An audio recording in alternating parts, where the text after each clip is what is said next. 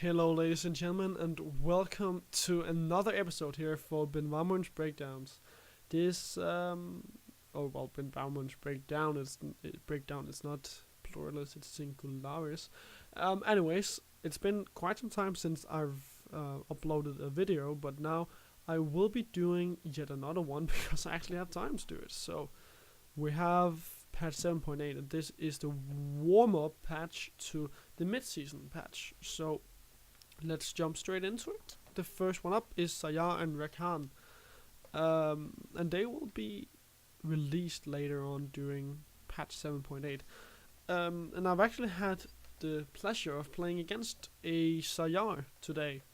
I really liked that champion. I've looked at the champions as well. I really do like the champions. I think they are, in some senses, unique, and they have quite some interesting ways of being played. I'm really looking forward to seeing what will be the best way to play Saya, because she doesn't have like a big auto attack range. Like, she won't be someone like a Caitlyn or stuff like that, or Nesriel for that matter. So it makes me wonder a little bit how her auto attacks works, because I haven't checked it out yet, but her feathers, I don't know if they work like an Nesriel Q. So I don't know if they'll work very well with the Trinity Force, which is something I'll have to wait and see, or if she just falls into the category of being yet another Blade of the Ruined King AD carry. And Rakan is also a very interesting support. Like, his way of being a support is very new. I love the way how he's able to move in and out of fights all the time. That's going to be so interesting to see how that'll pan out in professional play once he's actually released there, and just overall in like amateur play as well, because I will obviously be able to see him being played, for example, in the Compete League tournament that I'm going to in Canada very soon. I'll be able to see him being played there later on during the year as well. So I really want to see how those two pans out, because I do think they are very interesting and unique champions. Hellbent attack speed up, and now refreshes on monsters. W missing health heal up Aatrox. So that means that his Hellbent. Okay, so now he will be getting more attack speed earlier on. That's interesting. I like these changes coming back to Aatrox. I do think that he is a champion that needs a bit of loving to get back into the meta, but I'm not quite sure that he'll be the top of the pop right now, because he certainly isn't the one you look to in order to get split pushing potential or fast wave clearing in the jungle, or fighting potential. Like, he's not that good, so he can't replace someone like Camille or Kled. We have Maokai, Shen in the top lane, stuff like that. He won't be able to replace that Nautilus, of course, and that just means that while he'll be okay, it's not going to be him getting back into there. And I still really don't think that, just because of the way that his kit works out.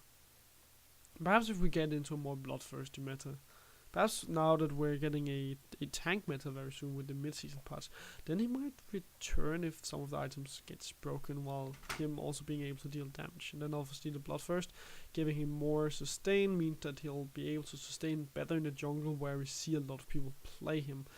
Again, his wave clearing aren't that good. He can only target one person at a time, most of the time, of course. So giving him more sustain means that he'll be able to sustain better in the jungle while still taking his time. Mumu, passive now, true damage, passive numbers down. So he'll deal true damage instead. 10%, before it was 15% of magic damage dealt calculated after that damage was reduced by magic resistance, and now it says 10% of the magic damage dealt calculated before that damage was reduced by magic resist. So it's basically true damage. Seems fine, especially now that you have toned it down a little bit. 10% true damage isn't that bad. Like, it's definitely not that bad, especially considering his W, where, yeah, that got toned down as well. You need to do that since it's true damage, so it's not that bad. Like, 1% of target's maximum health per second. That's not a lot. It's not going to be meaning that much in terms of true damage. But with that being said, it does give him more late game potential, but also giving him more clearing in the jungle, which he desperately needs, because I feel like he can be a good pick. Like, his passive certainly isn't bad. His wave clearing just aren't that fast, and he relies quite a lot on Curse of the Sad Mummy, so in that sense, there are just better picks, but I do like the changes. It does bring him some buffs that could make him a niche pick in the future. Iron.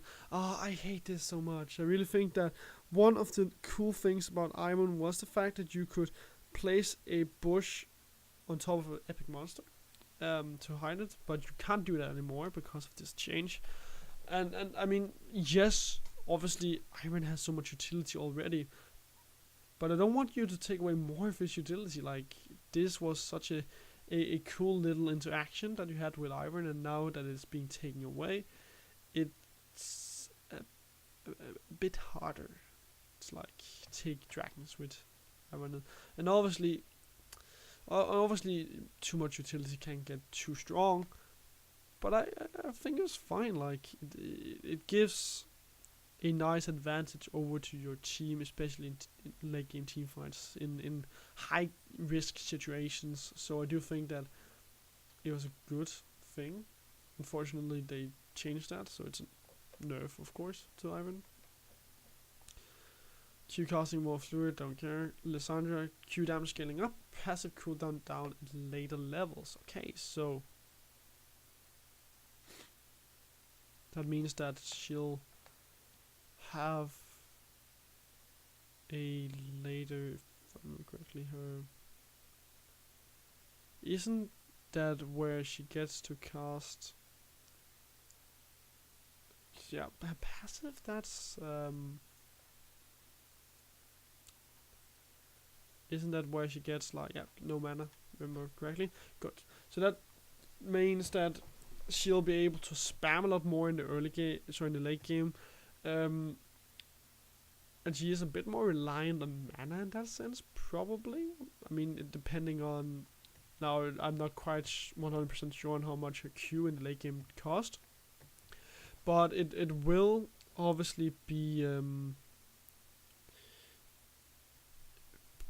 hit in that sense. Like, you have to keep in mind that now that her Q passive cooldown has been reduced, it means that she'll be able to spam more, and therefore she will also be using more mana.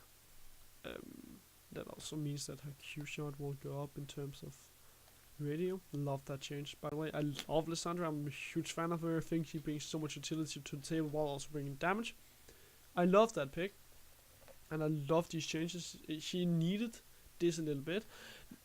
She's an niche pick. Like, she's definitely not going to come in here and be the strongest pick, because she doesn't really bring any wave clear.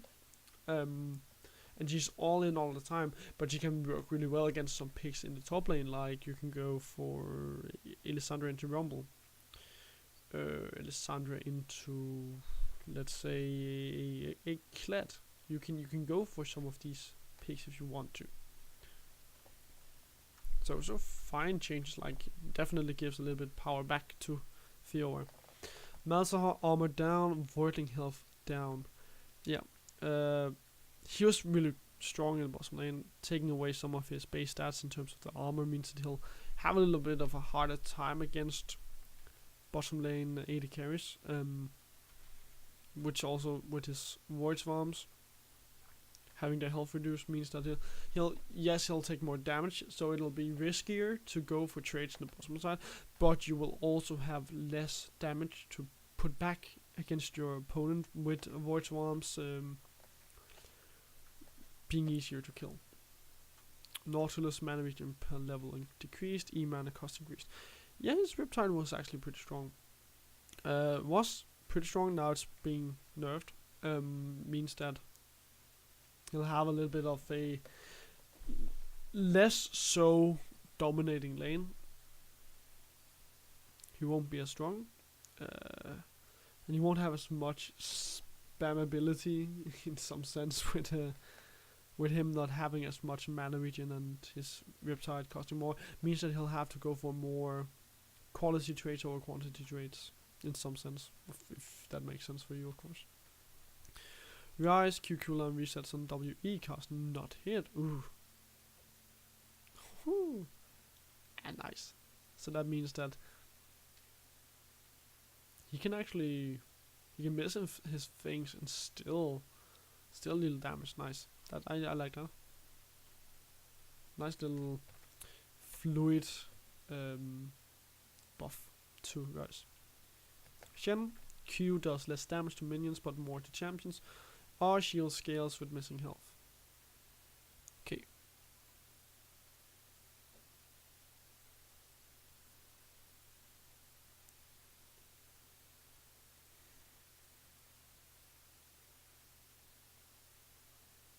Okay, so will deal more damage. Yes, you will just deal a cap damage. You will deal more damage. Okay, so in terms of champions, you'll deal more damage to them with the help of the Twilight Assault, because now it's against any champion. It won't be that much damage, but it'll definitely be damage. Then you double that against monsters, so you will still be able to push with it. I do think that's a good change. He had a lot of bullying potential with his Twilight Assault. I do think that, so in that sense it makes a nice little change for him to get that, especially with him, as I said, being so dominant. Now it's still good in terms of pushing, but will be a little bit toned down against champions. Sorry, against it'll be toned down a little bit in terms of damage against minions, but still having the potential to deal damage against champions. Good change. Q dash. Oh, nice. The dash, nice. Okay, so I'm a big fan of utility myself. I really do love that. I think that's something you should always have on your team. At least, I think one of the best comps that I've ever seen, or at least seen executed, was the Fnatic comp, where they had like Janna, Lulu, and Soraka. Not that it was a very good game or anything, but I just like utility. I really like when you can go for clean plays with utility. So getting less of a cost to Shadow Dash and the width increased means that you can hit it easier. But that has to be compensated, apparently, with Stand United having its cooldown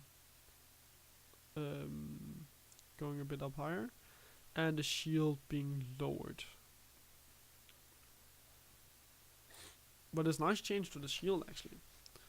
Yes, really nice change to the shield means that you can get quite a big shield out of it, depending on how low the target is. So the target is, so now if you pull the trigger at the right time, it'll be a very big shield coming out from Shen. That's a really nice change, a really nice rework. Basically, the idea of the Stand United, so you can still get a shield when you tower dive, but it'll be more effective if you wait for your team member to be low. Really, really nice change. I really like that, because it gives so much diversity in the way that you play Shen, so you can both use him as a savior or someone who will protect you going into an early trade, while also getting more utility from the Shadow Dash, of course. Udyr Q and W now has effects every 3 hits, ability mana cost adjusted. I must admit, I don't really know a lot of Udyr. I never really had any interest in the guy. But ability costs got changed, yeah, so it'll be harder earlier on, means that he'll have a little bit of harder time using his stances. Tiger Strikes.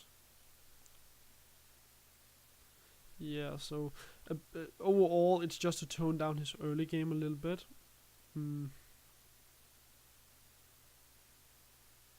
Yeah, just tone his early game down a little bit.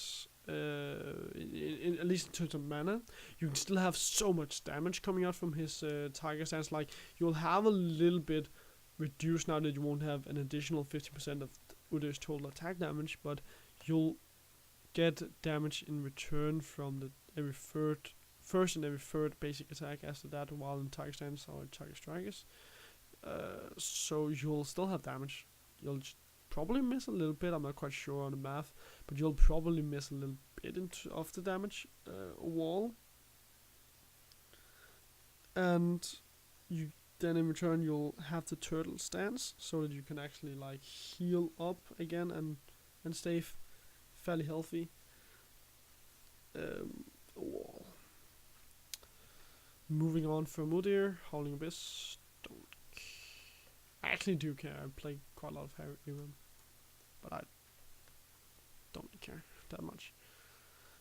Masteries, don't care.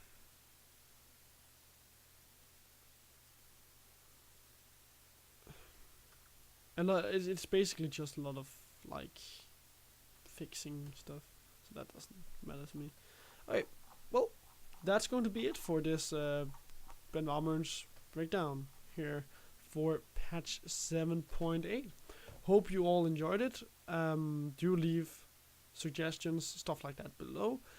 Find me on Facebook, Twitter, whatever. Interact with me. I really love talking to you guys. And I'll see you in the next video. So have a nice one, guys.